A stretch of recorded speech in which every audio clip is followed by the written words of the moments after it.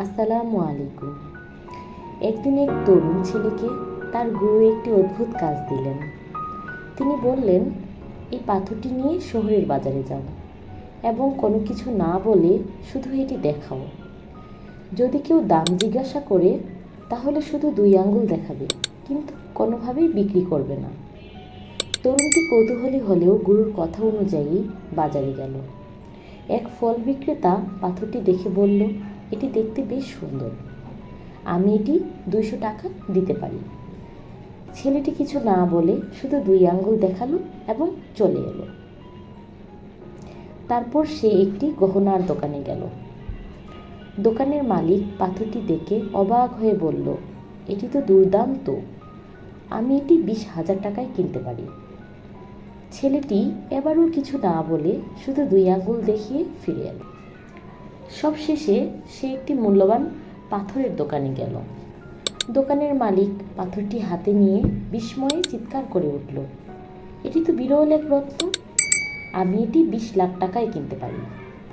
ছেলেটি বিস্মিত হয়ে গুরুর কাছে ফিরে এলো এবং পুরো ঘটনা বলল। গুরু হেসে বললেন, দেখলে, একই বস্তু, কিন্তু বিভিন্ন জায়গায় এর মূল্য আলাদা। জীবনেও তাই, তুমি যদি ভুল জায়গায় থাকো তাহলে তোমার মূল্য কমে যাবে, কিন্তু যখন তুমি তোমার সঠিক জায়গায় পৌঁছাবে তখন তোমার প্রকৃত মূল্য প্রকাশ পাবে। তাই নিজেকে কখনো অবমূল্যায়ন করো না, বরং তোমার প্রকৃত অবস্থান খুঁজে নাও।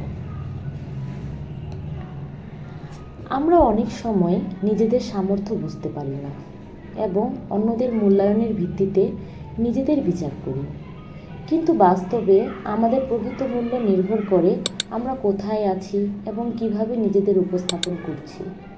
তাই নিজেকে ছোট মনে না করে নিজের সঠিক জায়গা খুঁজে বের করাই হলো জীবনের সবচেয়ে বড় শিক্ষা। আমাদের জীবনের অনেক সময় এমন পরিস্থিতি আসে যখন আমরা মনে করি আমরা যথেষ্ট ভালো নেই, কিন্তু এটা শুধু আমাদের দৃষ্টিভঙ্গির ভুল। যেমন পাথরটি বিভিন্ন জায়গায় বিভিন্ন মূল্য পেয়েছিল, তেমনি আমাদের মূল্যও নির্ভর করে আমরা কোথায় আছি এবং কার সঙ্গে আছি। একটি ছোট্ট প্রদীপ অন্ধকার ঘরে আলোর উৎস হয়ে উঠতে পারে, কিন্তু দিনের আলোয় তার অস্তিত্ব কমে যায়। তার মানে এই নয় যে প্রদীপের কোনো মূল্য নেই, বরং এটি শুধু তার সঠিক সময় এবং পরিবেশের অপেক্ষায়। তোমার প্রতিভা, শ্রম ও সৃজনশীলতা একদিন ঠিকই তোমাকে তোমার যোগ্য স্থানে পৌঁছে দেবে। তাই ধৈর্য ধরো, নিজেকে সময় দাও এবং কখনোই নিজের মূল্য কম মনে করো না।